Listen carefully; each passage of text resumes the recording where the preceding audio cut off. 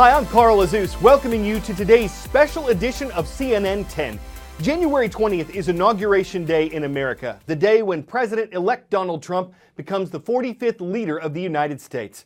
As we talked about earlier this week, a lot is going on in Washington, D.C. today. The president-elect is expected to attend the service at St. John's Church. Then he'll officially become the president. Then he'll deliver his inauguration speech, have lunch with the Senate, attend the inaugural parade, go to an inaugural ball or several. But what we're going to focus on in today's edition of CNN 10 is that moment when an elected leader goes from being the president-elect to the president. It centers on a 35-word passage located in Article 2, Section 1 of the U.S. Constitution.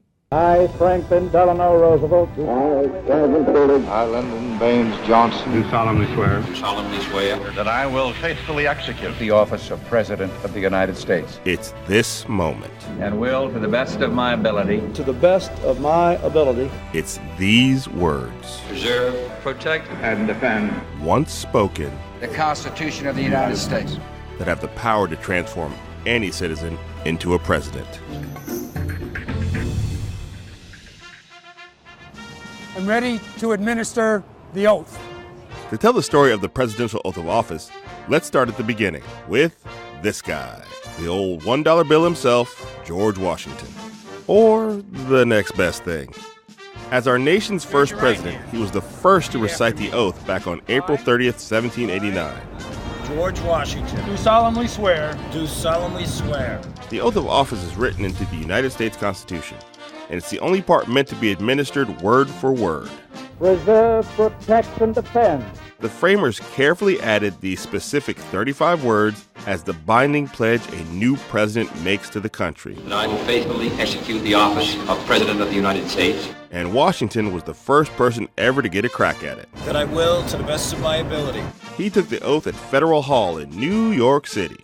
But these days, most presidents take it outside the U.S. Capitol. The office of President of the United States. The office of President of the United States. The Constitution doesn't say who has to administer the oath, but generally, it's the Chief Justice. The Constitution of the United States. It was Washington's idea to kiss the Bible, and almost every president after him did the same. That is until Dwight Eisenhower decided enough of that. He put the tradition to rest in 1953 and said a prayer instead. That thou wilt make full and complete. So help me God. Now that line is up for debate. The words "so help me God" are not written in the Constitution, and historians are not sure whether Washington was the first to say them, but most presidents have added them to the end of their oath. So help me God. Fast forward 2 centuries later, the oath remains a very sacred tradition in our country. Preserve, protect, and defend the Constitution of the United States. So help me God. This is the grand theater and the grand spectacle of watching a democracy at work where an entire government hands over a baton to the next government. It does not happen until the words of the oath are uttered. That I will faithfully execute the office of President of the United States. Preserve, protect, and defend. And the words matter. You have to say the words correctly. And if it goes sideways, you're going to have to do a do-over like Barack Obama did. Yep, Barack Obama had a redo in 2009. The oath of office went sideways, largely for Supreme Court Justice Roberts' mistake. Are you prepared to take the oath, Senator? I am. President Obama started taking the oath, but Justice Roberts' language was different than what Obama was thinking. I solemnly swear. I, Barack Hussein Obama, do solemnly swear. And they were kind of counterposing each other, and they would go kind of back and forth, and it was an awkward moment. United States faithfully. That I will execute Faithfully the office of President of the United States. The office of President of the United States faithfully. Immediately people called it a botched oath. Some people even questioned, is President Obama a real president? The next morning, a new Justice Department official named David Barron called the White House counsel and said, you know, we might want to think about doing this again. And that's what set in motion the redo later that day. I would describe the atmosphere in the White House as kind of sheepish. Everyone was kind of embarrassed to have to do this again. 4 years later, he took it 2 more times. But that's because in 2013, January 20th landed on a Sunday. When that happens, the president-elect takes the oath privately in the White House and then publicly the next day. Good job, Daddy. I did it.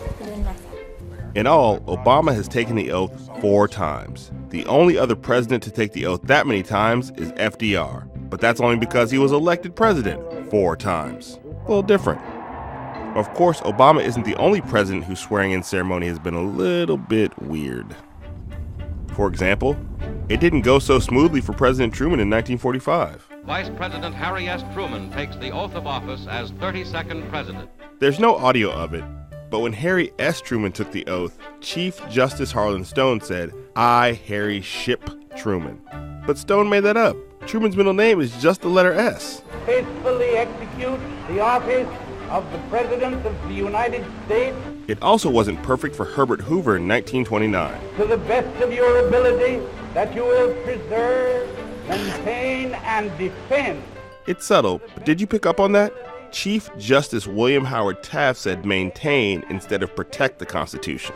The Constitution of the United States. In 1909, when Taft himself was sworn in, his oath was also misquoted.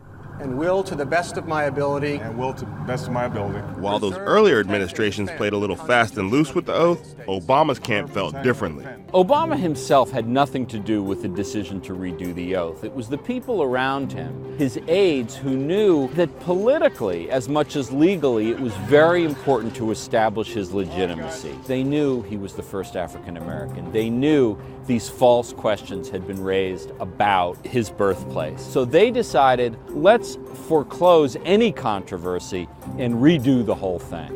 Maybe we should just go back to the way they administered the oath in the 1800s. Originally, whoever was administering the oath would ask it as a question. Do you, such and such, solemnly swear? And then the person would respond just by saying, I do, or I do solemnly swear.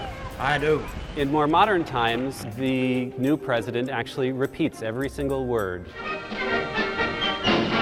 Sure, it may seem like a lot of pomp and circumstance, but in the end, it is so much bigger than that.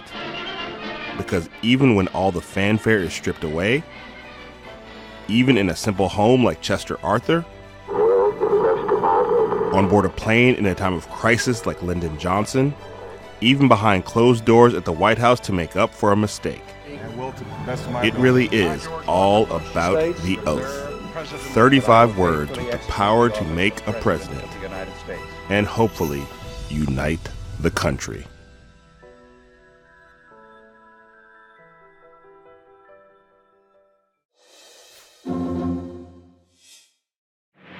Today's swearing-in ceremony happens at noon Eastern Time, and as we said, there will be other inaugural events going on throughout the day. You can watch it all live at CNN.com. And when we return on Monday, we'll have full coverage from today's presidential inauguration. I'm Carl Azus, and though I take the obligation freely to host CNN 10, this is the end of my address today. Looking forward to seeing you again on Monday.